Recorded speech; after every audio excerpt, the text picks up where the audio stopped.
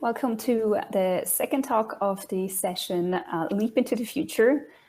Today with us is Daniel Perez Marcos. He is going to tell us about adoption of home-based solutions, lessons learned from the field, and represented by Mindmaze, a Swiss company. Daniel, the stage is yours. So thank you, Irene. Thank you, Lavinia, for the invitation. So for those of you who doesn't know what we do at Mindmaze, so we are a neurotechnology company developing digital therapeutics for assessing and restoring cognitive and motor functions after major neurological diseases. And up to date, there are like 10,000 patients, around 80 rehabilitation clinics around the world who have already benefited from our therapies. So neurorehabilitation in the home environment is not only a need, but it has been proven to work. And there is one sine qua non condition, that is providing the appropriate dosage to the patient, meaning the number of hours of the daily training. And even more specifically for telerehabilitation, we know today, thanks to the studies that have been done by Stephen Kramers and his team in the US, that telerehabilitation can have equal or equivalent clinical outcomes as training in the clinic. Again, the sine qua non condition here is to provide the appropriate dosage. And a very important thing that they reported in the study is that the adherence to this home-based therapy through technology was extremely high, around 98% on average. So you may be wondering, what's the need of going home if we can, or we are already doing it in the clinic? So the thing is not either in the clinic or at home. The thing is that we need both. And we need both because the current healthcare systems are not able to provide this appropriate dosage. So we know that around 60% of the stroke survivors that have motor deficits, once they are discharged from the hospital and they are back home, they are still highly dependent from the caregivers for their daily life activities, what means that they would require further rehabilitation. So it is within this context and to fulfill this need that we have developed and commercialized our MindMotion Go platform. That is a telerehabilitation platform for both remote training, but also remote monitoring. And the platform consists of a motion tracking system that provides gamified therapeutic activities that enrich the stimulated environment to boost the motivation. And it can be used from the acute rehab unit to the home environment, meaning across the whole continuum of care. One of the main key features is the MindMotion Companion, that is our cloud-based platform that enables two kinds of remote sessions: synchronous, meaning one-to-one with the therapist connected remotely, what means direct supervision, and more importantly, asynchronously, what means that the therapist will prepare in advance the therapy, the program, but the patient will execute the training program alone or with the help of the caregiver at home. And this asynchronous model provides advantages at clinical, operational, and also economical levels. So please listen to John's testimonial. John is one of the stroke survivors in the UK who has been using the MindMotion platform for the last couple of years. I cannot raise the left hand. I become a one-hand man. John started using MindMotion Go at the clinic. At the beginning, he was a bit skeptical. I cannot imagine how this can help me at all, because I feel tired easily. At the beginning, I reluctant to move, to stand up. I'm very scared about that.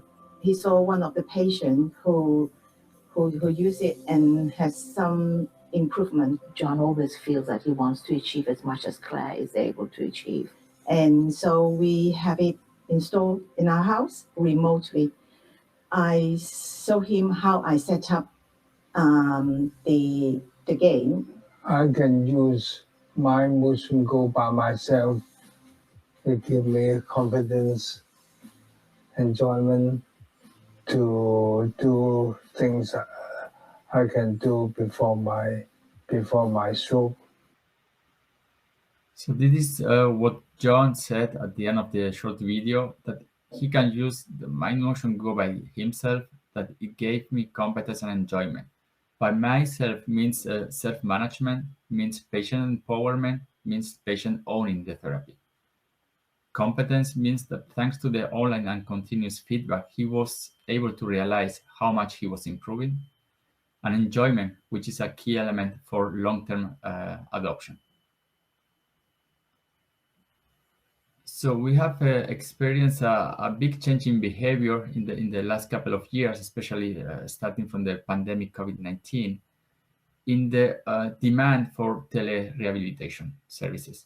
So this is data from a pilot study that we carried out last year in the US in centers like Johns Hopkins and Mount Sinai. And in orange, you see the number of hours, the sessions that have been performing in the clinic, and in blue, the number of hours of training that have been performed at home. So you see a big jump in the usage at home that is also maintained across the year.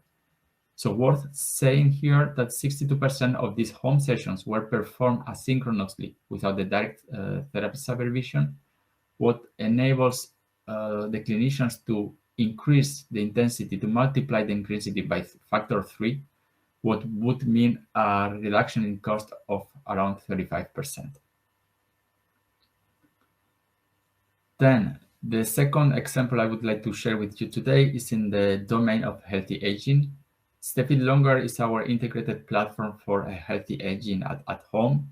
This was a European project that we developed together with experts in the field, neuropsychologists and physiotherapists. And the solution is delivered in the form of a tablet, easy to use, with a lot of interactive cognitive and physical exercises, with the aim of delaying this cognitive and physical decline. So just one example is this video to exercise balance that belongs to the fall prevention vers l'avant program. et vers l'arrière 10 fois, un pied devant l'autre en tournant votre tronc. Répétez cet exercice 5. So this is another example. For instance, it's a serious game, gamified serious game to train divided attention, by which the users, they need to collect two different kind of objects simultaneously, maybe persons, buildings, or cars, vehicles. Two important aspects here are on the interaction side. The interaction, because the users, they could create their own content. So this increased their participation and the commitment with the community. And there were also a lot of gamification elements like leaderboards and other surprises, points, etc. And more importantly, and something that was especially appreciated in the lockdown, was the social interaction. So we habilitate a chat room where the elderly people, they could exchange and communicate with their peers. So we validated the tool in randomized clinical trials in 3 countries with 120 participants, and the duration of the study was 2 periods of 6 months. The first 6 months was semi-supervised, only 1 monthly call. The second 6-month period was completely unsupervised. And here you see how the adherence to the solution was. The first 3 to 4 months, there was the participants, they exceed the recommendation dose that was suggested by the clinicians, and then they remain within the recommendation dose along all the study. For us, this was a big success because you may be aware that it's not so easy to keep adherence at home, in particular in unsupervised training modes. And we know even that some commercial games are not able to maintain this kind of long-term adherence. So what are the factors that may have influenced positively the adoption of these home-based solutions? I will mention 3, but there are many more. And this is data from a post-study survey that we conduct with the study participants of Stay Fit Longer, and also a small group of independent healthcare professionals. Both groups, they would strongly recommend the platform to their clients or to their peers. Second, they unanimously agree that scientific evidence is a must. And third thing that both comment on was on the pricing. Pricing being a sensitive element that needs to be properly addressed when commercializing and bringing to the market the product. I can think of two factors here. First one is that this kind of population, elderly, seniors, usually they need to pay from their pocket these kind of solutions that are often not reimbursed by the insurances. And second is that there is a tremendous competition of brain training apps in the app stores. And again, here, I think it's where scientific validation can be a critical differentiation factor. And indeed, clinical validation is one of our core activities in our strategy at Mindmaze. So for each of the digital therapeutics that we are developing, we have established a clinical pipeline where we can validate all the tools and the benefits before going to the market. So just to conclude, first thing, when to take into consideration when deploying home-based solutions is identify the need. Something that sounds very obvious, but we know that many startups, we have a common error, is that we think first on our cool technology when we start, instead of thinking on the end user's need. The second point is once this need has been identified, we need to address it properly. Think of self-management, usability, scientific validation, pricing, but also on reimbursement, medical certification if needed, all of them contributing to some extent to the long-term adoption. And I think just to give the room for questions, I will stop here, and I thank you very much for your attention. Thank you very much, Daniel. Really interesting insights and learnings. Until we have other questions, I wanted to ask you, you have several use cases. How did you go about selecting which metrics and which kind of tools should be in which are selected for which use case, and how did you go about validating those as well? Yeah, so there are several, I'd say several angles here. So of course, when we validate clinically, with clinical studies, randomized clinical trials, for instance, we use the standard metric. It depends what we want to measure. If we are talking about motor impairment, so we can use fuel Meier scales. It's one of the most used and accepted ones.